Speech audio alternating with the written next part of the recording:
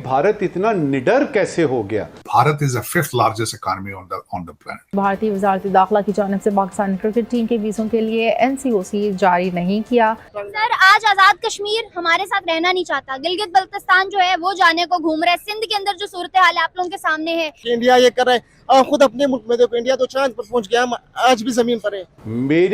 मेरा जो न्यू दिल्ली है वो तो हम पहुंच गए चांद पे जी।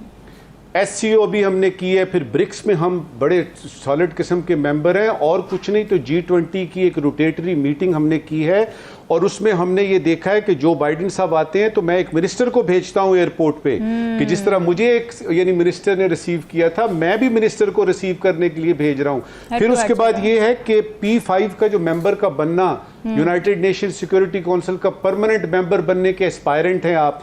फिर उसके बाद ये है कि यानी अगस्त 2019, जब ये 5 अगस्त 2019 का वाकया पेश आता है, इतना बड़ा ये वाकया हमने किया और दुनिया खामोश रही, और कश्मीर को हमने अपने तई वो जो मकबूजा कश्मीर है उसको अपना हिस्सा बना लिया। फिर साउथ चाइना सी में आ जाइए कि उसमें दुनिया को हमारी जरूरत है। मतलब ये कि वो जो तमाम ट्रेड रूट्स हैं उसमें इंडिया एक वाइटल किरदार अदा करेगा। और सबसे बढ़ के कि जनूबी एशिया में चाइना का जो कंपेटिटर है बन के, और चाइना के खिलाफ चाइना कंटेनमेंट की जो वेस्ट की पॉलिसी है उसके लिए मैं पुलिस मैन हूं। अब मुझे बताएं, ये इतने सारी वजूहात हों तो चौड़ तो होता है ना आदमी, सर पे तो चढ़ती है ना। ट्रूडो साहब ने जब पहली प्रेस कॉन्फ्रेंस के बाद जो दूसरी प्रेस कॉन्फ्रेंस की थी वो थोड़ी ढीली थी। उसमें उन्होंने उसमें जिक्र किया कि हाउ इंपॉर्टेंट इंडिया है, जो हम इंडिया से खराब नहीं करना चाहते, हम कोई प्रवोक नहीं करना चाहते। वो दूसरी जरा वो he was on a back foot right now. दूसरा, जो कनाडा जो सपोर्ट चाहता था इंटरनेशनल कम्युनिटी से, वो नहीं आई। कनाडा की ख्वाहिश थी कि अमेरिका और बरतानिया कोई जॉइंट स्टेटमेंट दे, वो उन्होंने नहीं दी। फिर वो I5 कंट्रीज हैं, उनकी तरफ सपोर्ट के लिए गए, उन्होंने भी कुछ सपोर्ट सही नहीं की। उनकी वजीर खारजा इस वक्त यूनाइटेड नेशंस में आई, उन्होंने G7 कंट्रीज के लोगों से मिली, सपोर्ट हासिल करने की कोशिश की, लेकिन नहीं हो सकी। अब थोड़ा सा जैक सुलिवन जो कि अमेरिकन NSA हैं, उन्होंने एक स्टेटमेंट दी है जो पहली स्टेटमेंट से जो दूसरी स्टेटमेंट है थोड़ी स्ट्रांग है। उसमें उन्होंने जो लफ्ज ये इस्तेमाल किया है कि हम भारत को कंसेशंस नहीं देंगे, और हमारे एलाय हैं कनाडा, और उनको चाहिए कि उनके साथ कोऑपरेट करें। अब उसके बाद जस्टिन ट्रूडो की कल प्रेस कॉन्फ्रेंस थी, उन्होंने बोले उन्होंने अब वो स्टैंड उनका ये है कि वो कहते हैं हमारे पास एविडेंस मौजूद है, कुछ काले हैं, हमारे पास कम्युनिकेशन है, कुछ हमारे पास शवाहिद मौजूद हैं। और यहाँ पे ये भी ये खबर आ रही है कि I5 जो कंट्रीज जिनके साथ उनका रिलेशनशिप जो एक उनका पैक्ट है, उनमें से एक कंट्री जो है उनके पास किसी इंडियन डिप्लोमेट की कोई काले या शवाहिद मौजूद है, और they are cooperating with them. अब बात यहां तक है, अभी तक कनाडा ने कोई भी शवाहिद नहीं रखे सामने। अब जो इशू जो बना है, वो जो समझा ये जा रहा है, या जो लोग मुख्तलिफ एनालिसिस कर रहे हैं, जो मैं अपनी नजर से भी ये कहता हूं कि एक तो ये कहा जाता है कि अगर 2 साल पहले कनाडा को बताया गया था कि निज्जर साहब इज अ टेररिस्ट, तो उस वक्त उन पे एक्शन क्यों नहीं लिया गया? अगर लिया होता तो आज निज्जर साहब जिंदा होते। एग्जैक्टली। एक तो ये बात है। अब दूसरा उसमें यह है कि अगर आपके पास शवाहिद इतने आप नहीं बताना चाह रहे, तो आपको अपनी असेंबली में खड़े होकर इतना बड़ा एलिगेशन लगाने की क्या जरूरत थी? इतना बड़ा इल्जाम लगाने की क्या जरूरत थी? जब तक आपके पास सॉलिड चीजें मौजूद नहीं है तो क्यों नहीं कर रहे आप?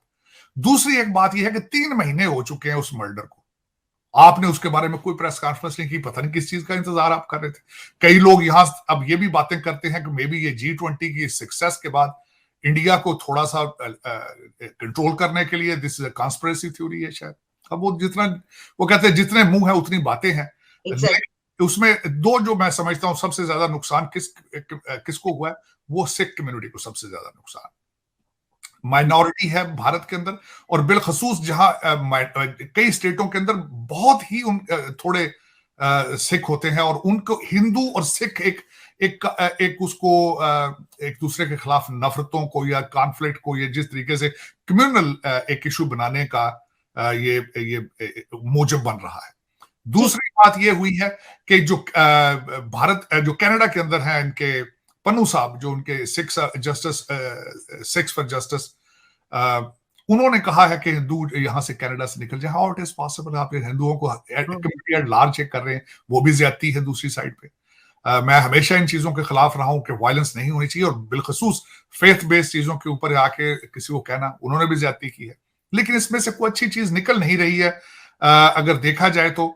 मेरा साहब, ये सारा आपने बयान किया, इसमें एक ये कि जैसे आपने कहा जैक सलिवान ने जो कहा, उसके बाद अब जो सेक्रेटरी स्टेट हैं ब्लिंकन साहब, उन्होंने भी ये कहा है उनकी तरफ से, मतलब ये एक बड़ी जो पहली स्टेटमेंट है कि जी जो इंडिया है वो कोऑर्डिनेट करे या कोऑपरेट करे। तो ये तो एक तरीके से रिक्वेस्ट ही हुई ना कि भाई प्लीज देखिए आप जरा उनकी तरफ वो क्या कह रहे हैं, बात सुने। तो वो तो अल्टीमेटली आप समझते हैं कि होना ही था, यानी जिस तरह उन्होंने लिस्ट दी इसी तरीके से अब वो कोई बात करेंगे तो बात हो जाएगी, ऐसे बढ़ेगा मामला। देखिए, अगर मुझसे जाती तौर पर पूछे वॉशिंगटन डीसी का मूड क्या लग रहा है, वॉशिंगटन डीसी इससे ज्यादा आगे नहीं जाएगा। उसकी वजह यह है कि इस वक्त वेस्टर्न सिविलाइजेशन इंक्लूड, और जिसको लीड हमेशा अमेरिका करता है, इन्होंने अपने सारे एग्स एक बास्केट में डाल रखे हैं भारत के चाइना के मुकाबले में। उन्हें इस वक्त एक पार्टनरशिप की जरूरत थी, और वो पता नहीं, यहाँ पे ये भी आर्टिकल लिखे जा चुके हैं, फॉरेन पॉलिसी में एक आर्टिकल बड़ा अच्छा आया था कि आइदर इंडिया जो है वो अमेरिका के सारे जो उम्मीदें हैं उस पर पूरा उतर सकेगा कि ये नहीं। मैं बल्कि उससे डिसएग्री करूंगा, मुझे नहीं लगता ये जिस तरह अमेरिकन ये चाहते हैं। यहाँ पे वॉशिंगटन डीसी सोचता है ये कि भारत उनको आर्मी भेज दे, वहां पे हम बैठ के चाइना को वॉच करें, बल्कि वॉशिंगटन डीसी की ख्वाहिश है कि भारत चाइना के साथ अपने कॉन्फ्लिक्ट में आगे जाए, उनसे अपने जो टेरिटरीज हैं वो वापस ले, और एक जिस तरह चाहते हैं confrontation to engage China into some kind of conflict in that area, either Bharat के साथ या फिर ताइवान के साथ, ताकि ये कैचअप कर सकें चाइनीज ग्रोथ, जो इकोनॉमिक ग्रोथ है। इस वक्त सबसे बड़ी थ्रेट जो अमेरिका को, जो वेस्टर्न सिविलाइजेशन को है, वो चाइनीज इकोनॉमिक ग्रोथ है। उसको ये चाहते हैं काउंटर करना, जिस तरह मैंने आपको बताया, ये ताइवान में काउंटर करके उसको एंगेज करेंगे, ब्लीड करेंगे चाइना को, या और साथ वो समझते हैं कि भारत हमें वहां सपोर्ट देगा। इसलिए वो किसी ने भी, मैं फोरकास्ट अभी कर देता हूं, until some big news takes place, वो जब 2 हफ्ते 3 हफ्ते के बाद कोई और न्यूज आएगी तो ये खत्म हो जाएगा, ये सारा प्रेशर रिलीज हो जाएगा मेरे ख्याल। इससे आगे इसका कोई फ्यूचर नहीं है, इसका कोई, उसकी वजह ये है कि पाकिस्तान में जो खुशियां मनाई जा रही हैं, जो वो अब्दुल्ला शादी में अब्दुल्ला बेगाना की सिचुएशन है कि लड़ाई हो गई भाई, ये तो